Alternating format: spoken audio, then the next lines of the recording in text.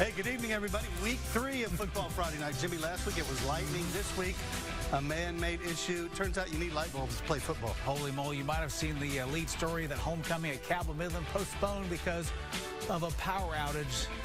More on that in a minute. But first, we go out on the upriver. Our game of the week, that's where Jimmy Tracy took his talents. Here we go. Coming out of the Husky, taking on the Wildcats. Last year, this game was an overtime thriller. So was this one. Hoover, 1-1, unbeaten Nitro. Huskies with the football. Blake Fisher, look at that juke and spin move. I'm not going down until tackled right there inside the 30. Then in the red zone, Fisher, now the Wildcat, against the Wildcats, gets in for the score. Missed extra point, 6-0, Herbert Hoover. Nitro with the response. They've got a back of their own. His name is Chris Radcliffe with some hard running out over midfield. Then into the air, Ian Duffy to Malachi Thompson. Great hook up here. Nice catch. And then he's taken down. They then go back to the ground to Kai Porter. Gets the handoff through traffic. Untouched into the end zone. 7-6 Wildcats take the lead. Here come the Huskies again, though. Peyton Grigsby scrambles to his right and finds Blake Fisher as he tight ropes down the sideline. Guess what? He's going to score 12-7. And very late in this one, Voss Durenberger, with a minute to go, hits a 29-yard field goal to win it for Herbert Hoover. Your final, 15-14. Wow. How about that? Hoover. All right, let's go strike up the band on Highlander Mountain. Spring Valley taking on the Highlanders. Huntington up 21-7 at the half. They get the second half kickoff. Start to crank up the run game. Dante Newsom gets loose on the right side, picks up good yardage. But the Highlanders back themselves up with penalties, miss a field goal. They get it back. It's Newsom again. Up the gut, watch the burst. Into the end zone, 28-7 after the extra point. Timberwolves try to get something going. So on the ensuing kickoff, Day Page going to reverse his field nicely here and picks up good yardage on the return. But, man, that Highlander defense was stout. They had to kick it away. All right, how about the run here? Mayshawn Okonkwo up the middle. On his blockers, he waits patiently, cuts it back. A huge gainer all the way down to the 12-yard line. And from there, everybody getting involved in the run game. Trayvon Okonkwo. This is a family affair up on Highlander Mountain. Huntington gets the win 38-7. They move to 2-1 on the season. And as we saw at the top of the newscast, ouch, a power outage in Cabell County canceled Friday night's game between George Washington and Cabell Midland. The game has yet to be rescheduled.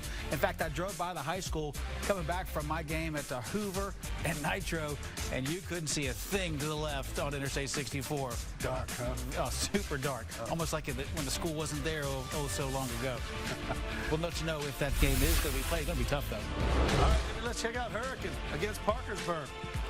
Redskins come out onto the field, and Isaiah Kutcher down to wide receiver Dylan White makes a great catch and touchdown here.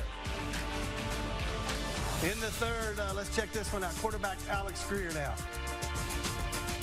Going to make a run to the 10-yard line. However, the Hurricane defense says that's as far as you get. Then Greer is going to hand the ball off to Ethan Jones. And then on stopping Jones, he goes in for the score. A little juke to the outside, and he is in for the touchdown. Back to Hurricane. Kutcher now. Going to throw it again. This time he goes to Tyler Lauerman.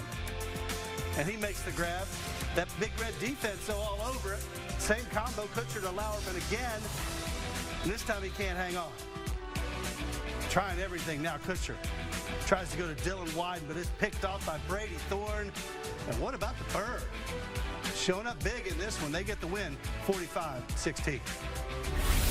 Let's go to Winfield visiting South Charleston on this night. Generals on offense, Jared Miller. He's going to follow his blockers around the corner, gets to the sideline, hit out of bounds at the 3.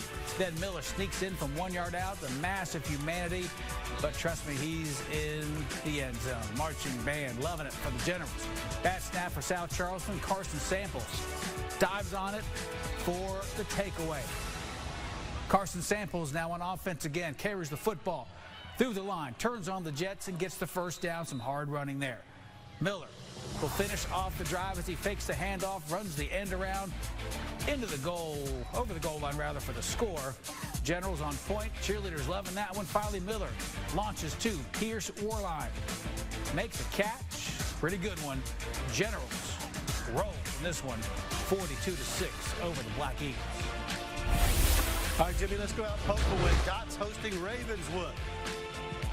White field. Kamari McBride going to check his read. Scrambles, scanning the field, and then he just tucks it, takes off. Big first down.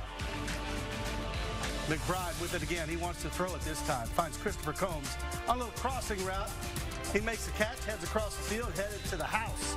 Touchdown Polka, 14-0. Let's check in on the student section.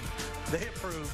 Red Devils trying to get something going. Ralphie Rose gets the handoff, but he's met by a bunch of people in gray and turned back. Owen Curtis now drops back, wants to throw it, picked off by Jason McClanahan.